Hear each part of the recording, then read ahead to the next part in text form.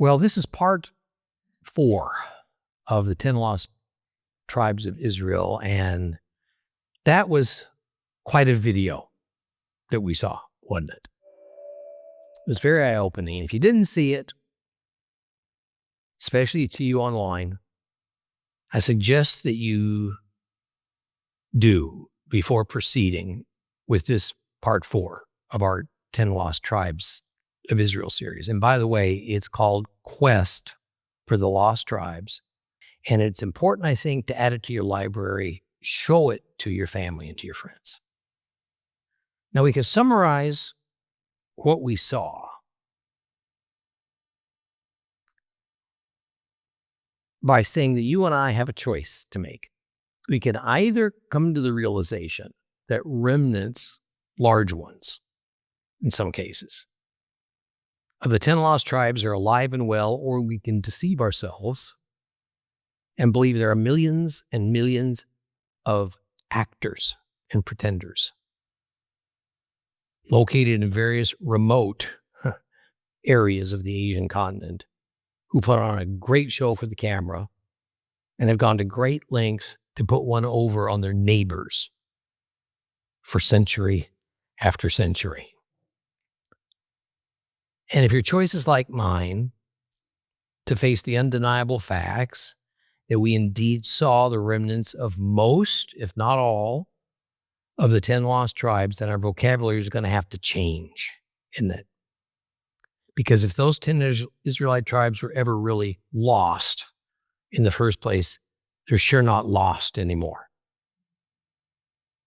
And of course, what we must now deal with is that we also know that an even bigger part of Ephraim Israel apparently became so mixed with Gentiles that they have forgotten or lost their memory of their Hebrew heritage. And in the prophets, God says they were swallowed up by the Gentile peoples and that they became lo ami, a non-people, no longer representative of the chosen Hebrew race. You know, it seems for every question the Lost Tribes video answered, it generated several more. So how are we to deal with this modern day reality of biblical prophecy come to life? Should we do with the 10 tribes what the 1600-year-old Constantinian church, that is the Gentiles-only church that began with Constantine in the 4th century, but has little resemblance to the Hebrew faith that Yeshua taught, what they've generally done regarding Israel, which is to ignore it, or to demonize it, or to mischaracterize it, and all that its reemergence as a modern nation means and portends. I don't think that's what we ought to do. So we can't unknow what we now know. So we must deal with it. We must deal with what is. And that is, what does the reemergence of the 10 tribes in the 21st century mean to us? How is it relevant to biblical prophecies? Is our future, even our present, actually affected by all that we've seen and learned about the 10 lost tribes of Israel? Now, first thing I'd like to address with you is that we probably need to really stop calling these 10 tribes the lost tribes. They are people that are living. They're actual remnants of the 10 tribes of Ephraim Israel, so let's call them what they are, Ephraim. And as you've learned, to call them Ephraim is not rhetorical license. It's biblical and historical fact. Further, to call them Ephraim is not to disconnect them or deny them their Hebrew heritage, nor is it to suggest that they have been replaced by the Gentile church. See, today there is a rather large debate raging about just who Ephraim is. That is, of people living today, who represents Ephraim. And whether the remnants of Ephraim are only the people like we saw in the video, those who have miraculously retained their tribal identities against all odds, or whether the remnant of Ephraim is all mixed in with the Gentile world and have become Gentiles, or, as is my point of view, that some degree of both of these outcomes are true simultaneously, giving Ephraim a dual nature as it is today. Well, we now have a much better idea of just who Ephraim is. I don't think we can ignore what we now know, but just as important as who Ephraim is who Ephraim is not.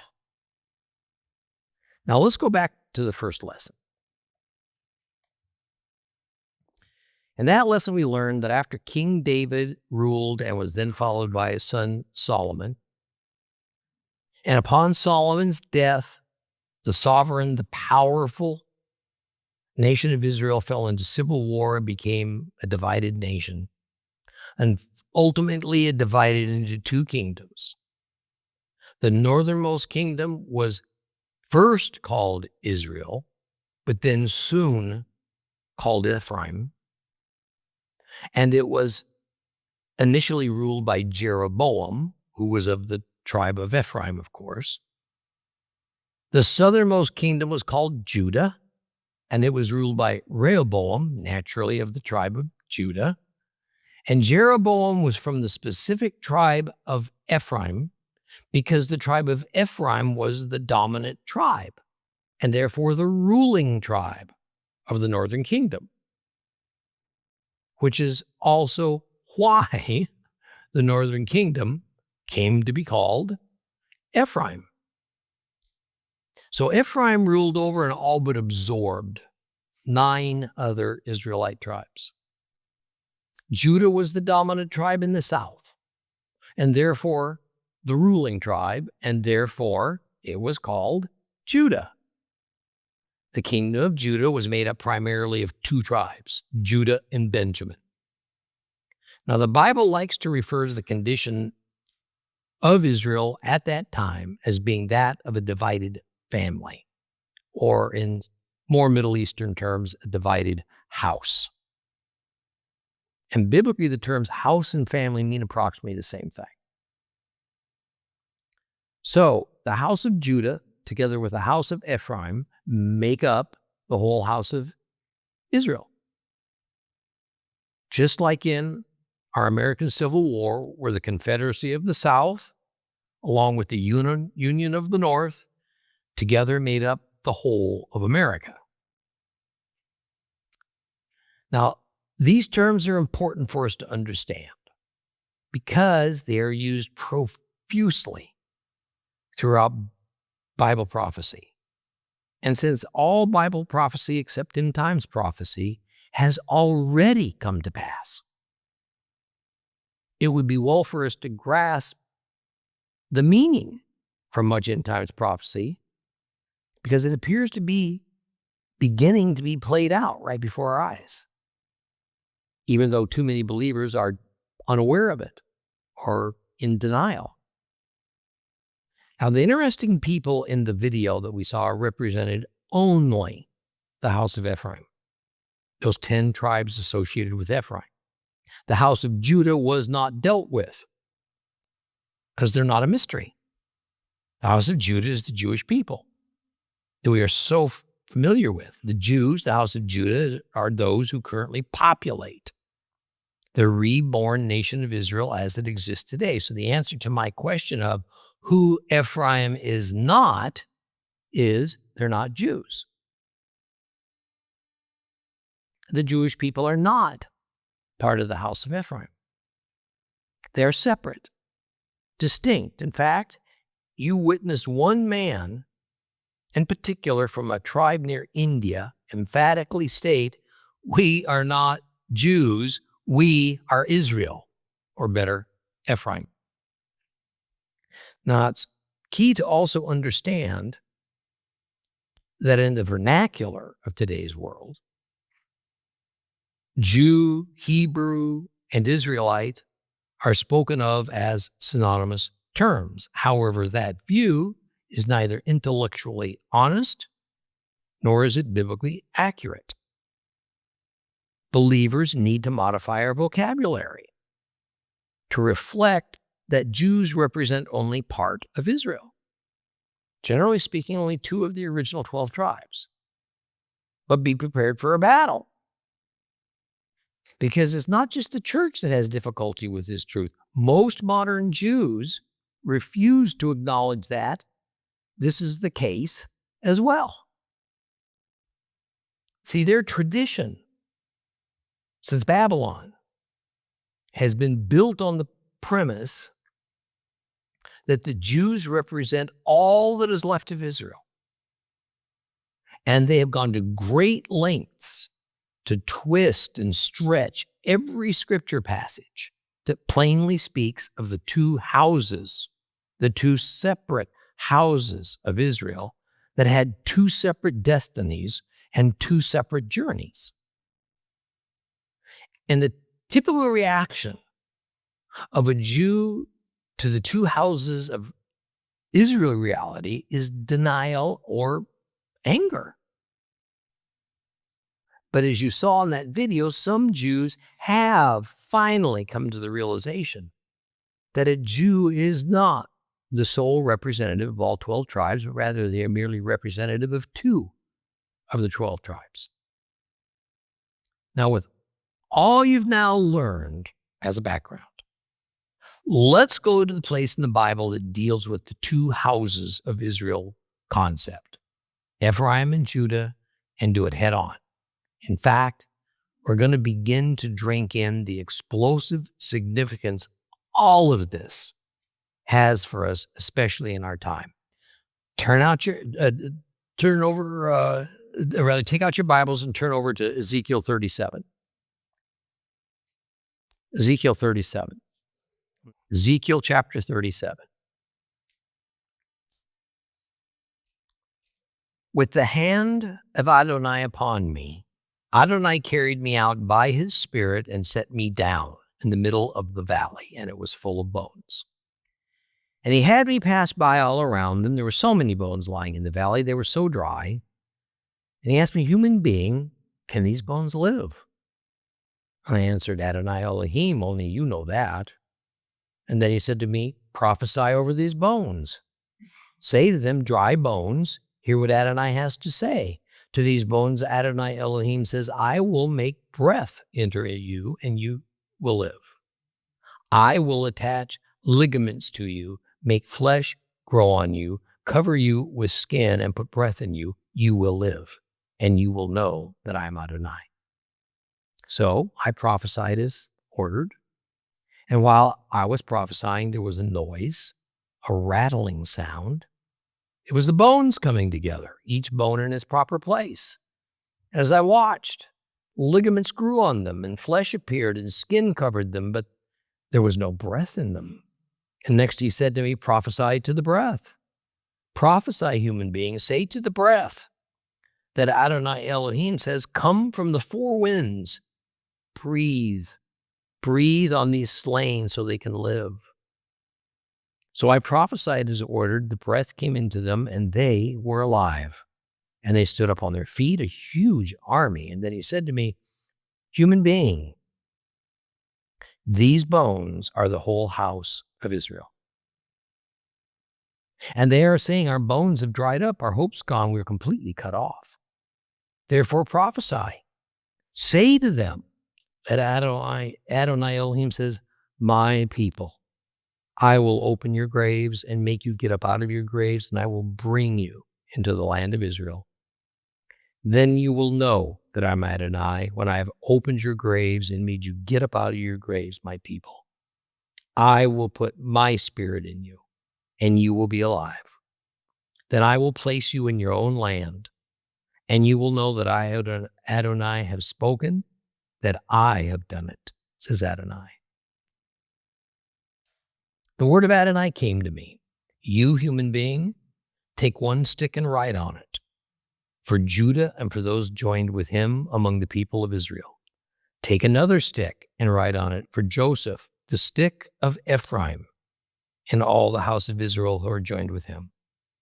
Finally, bring them together into a single stick so they become one in your hand. And when your people ask you what all this means, tell them that Adonai Elohim says, I will take the stick of Joseph, which is in the hand of Ephraim, together with the tribes of Israel who are joined with him, and put them together with the stick of Judah and make them a single stick so that they become one in my hand. And the sticks on which you write are to be in your hand as they watch. And then say to them that Adonai Elohim says, I will take the people of Israel from among the nations where they have gone and gather them from every side and bring them back to their own land.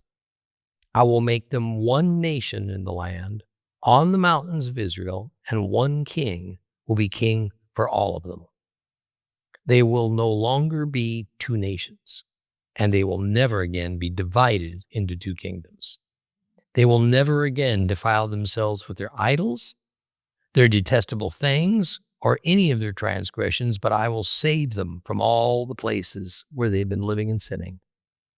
I will cleanse them so that they will be my people and I will be their God. My servant David will be king over them, and all of them will have one shepherd. They will live by my rulings and keep and observe my regulations. They will live in the land I gave to Jacob, my servant, where your ancestors lived. They will live there, they, their children, their grandchildren, forever. And David, my servant, will be their leader forever. I will make a covenant of peace with them, an everlasting covenant. I will give to them, increase their numbers, and set my sanctuary among them forever. My home will be with them. I will be their God. They will be my people. The nations will know that I am Adonai, who sets Israel apart as holy, when my sanctuary is with them forever. There it is. The house of Ephraim is going to be rejoined with the house of Judah, a promise first made by the prophet Hosea. Israel, which became a divided house after King Solomon died, and then 2,700 years ago, were assimilated into the 120 nations of the Assyrian Empire, are going to be reconstituted as a single house. Of course, this brings up a lot of interesting questions, not the least of which is how? And before we delve into these passages, let me set the context for you. The writer of Ezekiel is Ezekiel himself. Ezekiel was a prophet of God who lived during the time that Judah, the southern kingdom, was being conquered by the Babylonian king Nebuchadnezzar, about 597 BC. He was a contemporary of Jeremiah and also of Daniel. Now, it was at a much earlier time that Assyria had conquered the northern kingdom of Ephraim, Israel, in 722 BC. Whatever fate befell the 10 tribes of Ephraim, Israel, which of course is the crux of what we're investigating, therefore occurred about 130 years before the time of Ezekiel arrived. The 10 tribes of Ephraim, Israel were long gone by the time of Ezekiel. And all that visibly remained of the Israelites was Judah, that southern kingdom that now consisted of only 2 tribes, Judah and Benjamin. And as with all world empires, Assyria began a steady decline. And by 612 BC, a new world power named Babylonia conquered the Assyrians and took over their empire. The era of the Assyrian Empire ended. The era of the Babylonian Empire began in that year. But there was another nation that hoped to gain power from the power struggle between Assyria and Babylon. Egypt.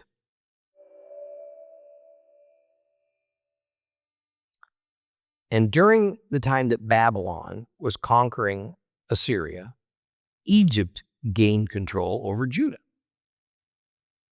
And even though Judah had an Israelite king, he had sworn allegiance to Egypt in order to get the job. When Babylon crushed the Egyptian army, the king of Judah quickly switched his allegiance to Babylon, but later he would rebel.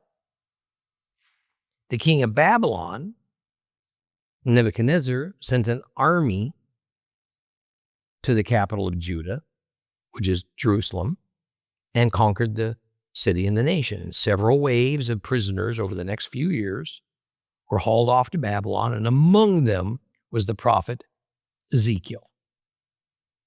The holy city of Jerusalem was eventually reduced to rubble, and the land itself went into a steep decline. So, as regards the timing of events spoken of in Ezekiel chapter 37, the reuniting of Ephraim and Judah, we know that the prophetic utterances of Ezekiel are meant for a period that can only be after the conquering of Judah by Babylon and then their return, right? I mean, that's not too tough to figure out, because whatever happens, it has to happen after Judah is back in the land. And since we know in retrospect that Ephraim, the 10 tribes, did not come back when Judah returned, then it has to be referring to an even later time. Well, let's look at a few milestones that pretty well nail down when this reunion of Judah and Ephraim of Ezekiel 37 is supposed to occur. First of all, it has to be after a time when all of Israel, all 12 tribes, have been scattered among the nations, because the prophecy says it's from among the nations of the world that all the tribes will be returned. And it has to be an exile that has gone on for so long that the Israelites have given up hope of ever returning. The symbolism of the dry bones is that all hope of the Israelites of ever returning is gone. And we know this event of Ezekiel 37 is speaking of all 12 tribes, not just the 2 tribes that form Judah, because of verse 11, which explains that the bones are those of the whole house of Israel, both houses, both Judah and Ephraim. Remember what it said in verse 11. Then he said to me, human being, these bones are the whole house of Israel, and they're saying our bones have dried up, our hope is gone, we are completely cut off. Judah was not scattered by Babylon. They remained as a coherent community of Jews when they were in exile. Second, even more, this amazing reunion has to occur after at least some of the Israelites return to a reborn and reestablished nation of Israel. I mean, look at verse 12. Therefore prophesy, say to them that Adonai Elohim says, my people, I will open your graves and make you get up out of your graves. I'll bring you into the land of Israel. So the land is called Israel before this reunion occurs. Now let's look at the era when the Israelites actually returned to their homeland from a condition of exile. After 70 years, about 70 years after Judah was taken captive by Babylon, the Jews were allowed to return to their homeland. The Persians had defeated the Babylonian Empire, and now the Persians, which is modern-day Iran, were the new world power. It was the Persian kings, Cyrus and then later Darius, that sought to right the wrongs that Babylon had done. And so it was decreed the Jews would return home and rebuild Jerusalem and their temple. Could this have been when the events of Ezekiel 37 were supposed to occur? Well, no. First, Judah was never scattered among the nations by Babylon. They were taken intact as a community of Jews to Babylon. It was very similar to when Israel was in Egypt. They stayed together as a community. They retained their Jewish identity. They continued worshiping their God. There was no direct attempt by Babylon to assimilate them. They were exiled in Babylon, gone from Judah for a relatively small amount of time, a mere 70 years. And despite being understandably depressed about their situation, they had not at all become dry bones that had lost all hope. They were actually treated quite well in Babylon, much better than their ancestors had experienced in Egypt. Now, thousands of Jews who were children or very young adults in Judah when Judah fell lived in Babylon for those 70 years, and they were part of those who returned. These people did not forget about Judah because Ezekiel specifically told them this would not be a particularly long exile. Second, it was only the house of Judah that had been all left to Babylon, so only the house of Judah returned. Why is that? Because the other house of Israel, Ephraim, had long ago been scattered by the Assyrians. They didn't have the same opportunity to return, although the evidence is that some did manage to find a way to do so. Now, if that is not enough to convince you, look again at Ezekiel verses 24 and 25. There it says, "My servant David will be king over them, and all of them will have one shepherd, and they will live by my rulings and keep and observe my regulations. They will live in the land I gave to Jacob my servant, where your ancestors lived. They will live there, they, their children, their grandchildren, forever. And David my servant will be their leader forever." Now, when the term David is used, it obviously does not mean the actual King David that we're all aware of. It means, at the very least, a descendant from the line of David. How can I be absolutely certain of that? Because David had been dead for over 400 years by the time of Ezekiel. The time of David was long before Ezekiel, before the conquering of Ephraim by Assyria, or the exile of Judah to Babylon.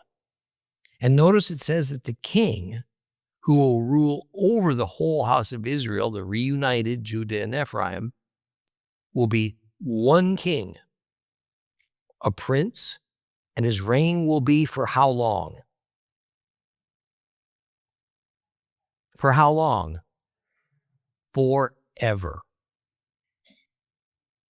Jewish scholars, as have their Christian counterparts, always understood this reference to a king forever to be speaking about the Messiah. But even more, forever means that once Israel is reunited, they will never again be exiled from their land. Now, some scholars speculate, with good reason, I might add, that it is possible, if not likely, that a few handfuls of the Ephraimite tribes that held on to their identities joined up with their Jewish brethren when the Jews were released to go home from their exile in Babylon. In fact, the book of Ezra gives some family and clan names that might, I underline might, be associated with the 10 lost tribes. In other words, some of those members of the various Israelite tribes of Ephraim, after they had been scattered throughout the Assyrian Empire, refused to give up their identities. They didn't share so many of their fellow Ephraimites' desires to give up and join the Gentiles of the world. And when the Jews were officially released to go back to Judah from Babylon, the news would have traveled rapidly throughout the Middle East. Many of these Ephraimite tribal members who were living in Gentile lands undoubtedly belonged to, once again, 11 Israelite soil. So when they heard of the large group of Jews, Judahites, around 40,000 men, heading back to Judah from Babylon to reconstitute an Israelite nation, they joined them. Apparently, they were welcomed. However, as the scriptures attest, the place they went back to remained called Judah. In reality, it was called Yehud, because Yehud was the name of a Persian province. And we don't read in the Bible of people calling themselves anything other than Judah, Jews. That means whomever of the 10 tribes who might have joined the Jews going home to Judah melded into the tribe of Judah and generally gave up their former tribal identity. Now understand, look, there's always been some mixing of the 12 tribes among one another, and with Gentiles also mixing in with the Hebrews. This has occurred since the time of Abraham. The thing that makes it a certainty that the return from Babylon to Judah was not the reunion spoken of in Ezekiel 37 is that within 500 years of Judah's return from Babylon, Israel was exiled again from the land. This time, it was the Roman dispersion, when Titus destroyed Jerusalem in 70 AD. The events of Ezekiel 37 result in a permanent situation. So the reunion of Ezekiel 37 will not be undone, because we're told that after this reunion, they will be under one king forever. Forever means forever. So we can strike the return of Judah from Babylon as possibly that was the event when the Ezekiel 37 reunion of the two sticks, the two houses of Israel, might have occurred. Is there another and later historical event that could even be remotely construed as the reuniting of Ephraim and Judah? Well, then let's fast forward about 500 years to the time of Christ. One of the most studied historians, proven reliable for the most part, is Josephus. Now, although he is called the Roman historian Josephus, in fact, he was a Jew. And his birth name was Joseph ben Matthias. And Joseph was actually a commander of Jewish rebels who were fighting against the Romans in the Galilee region. And when his army was captured, Josephus declared allegiance to Rome to save his own skin.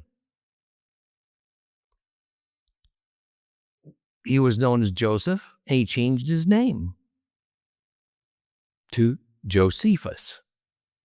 He lived during and following the time of Yeshua. He was an eyewitness to the fall of Jerusalem to Rome.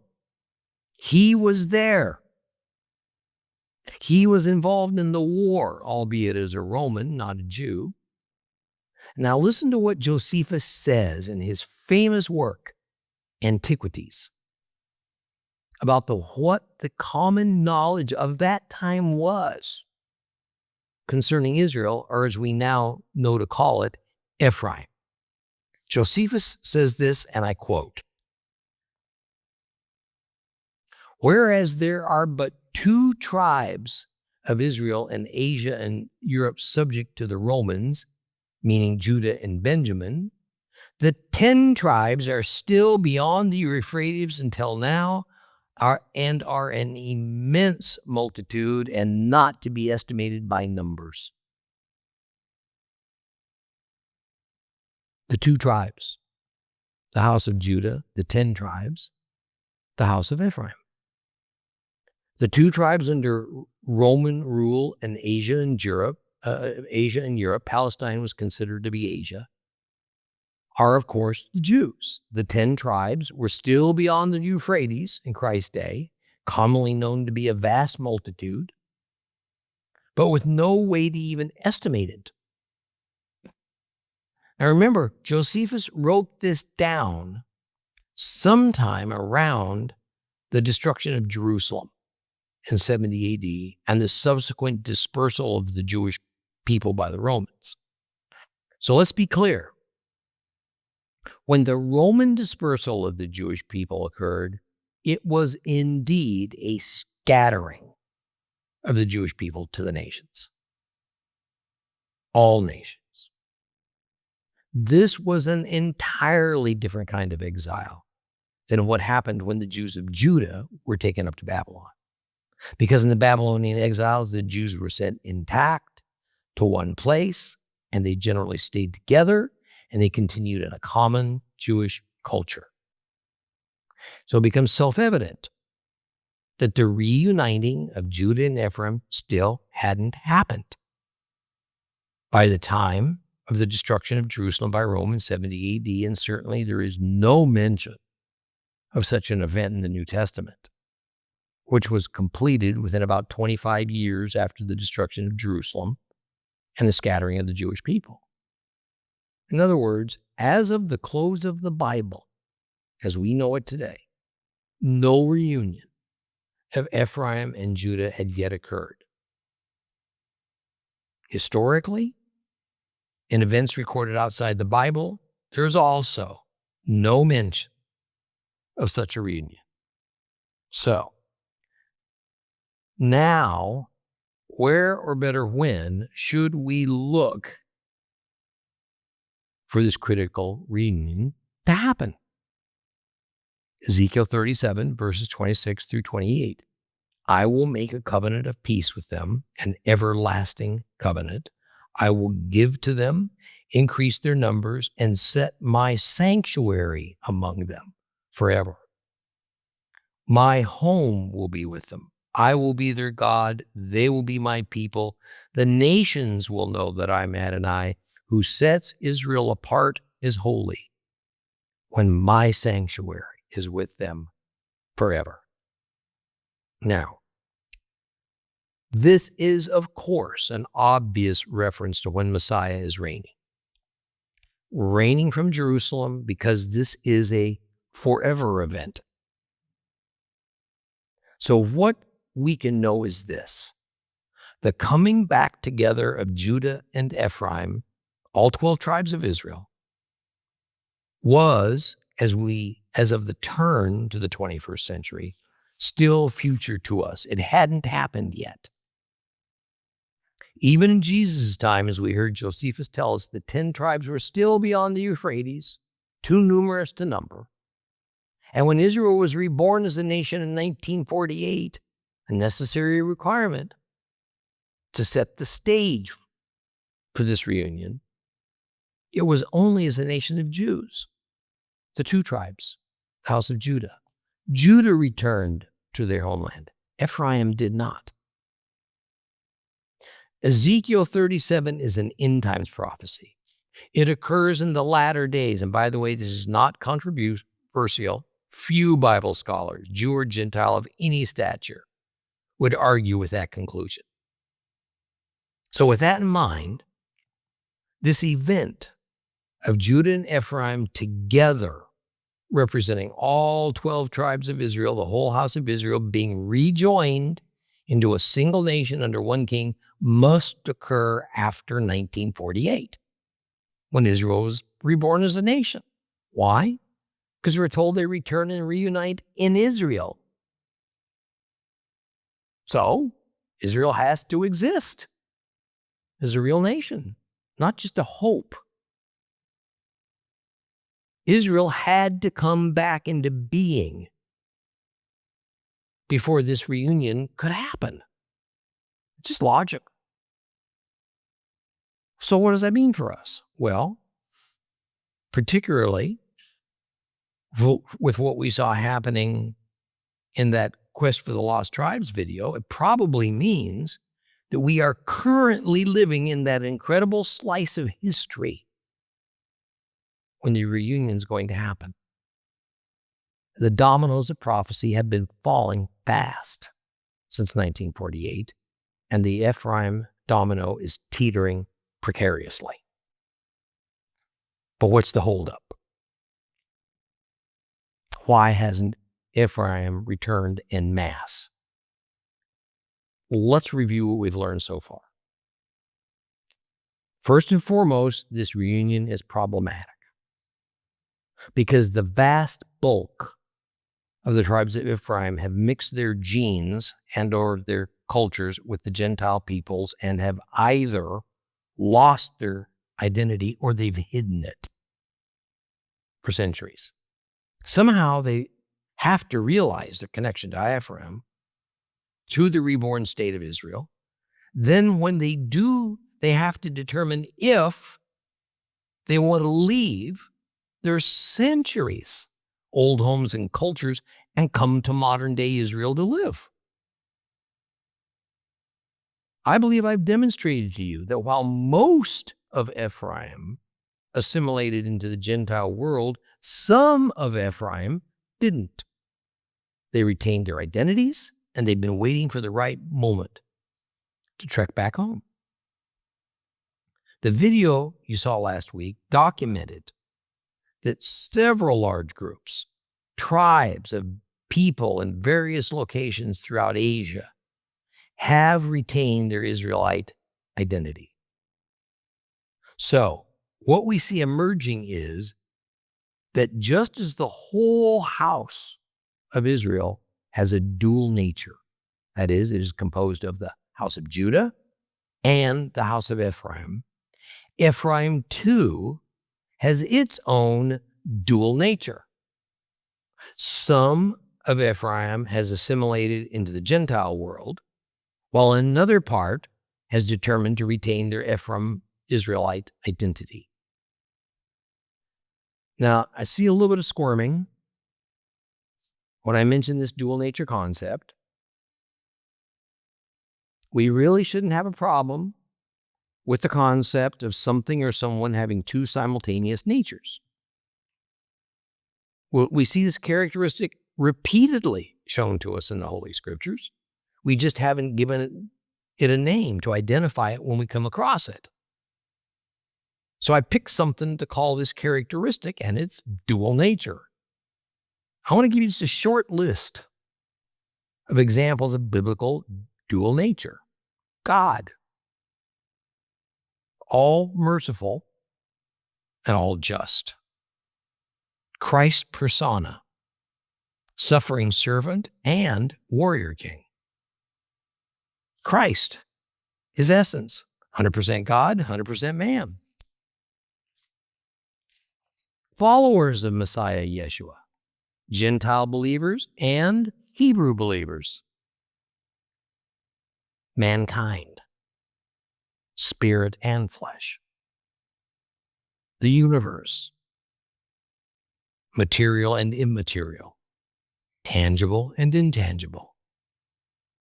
The spirit world, good and evil. Dual natures. I could go on and on, but hopefully you get the point. It is the nature of intellectualism to want to reduce all arguments to an either-or solution, or to one best answer, with all other possibilities discarded. Well, God doesn't seem to buy into that concept. In fact, the Jewish religious leadership who attempted to define the nature and the characteristics of the coming Messiah eventually broke into two groups. Those who saw him as the suffering servant, whom they called Mashiach ben Joseph, and those who saw him as the warrior king, whom they called Mashiach ben David. And these great Jewish intellectuals battled wits for centuries. and they still do to this day, over the exact nature of the Messiah. As it turns out, these two groups were both right and both wrong. Because the Messiah has come, and what we believers know is that Jesus Christ, Yeshua, the one Messiah, has a dual nature.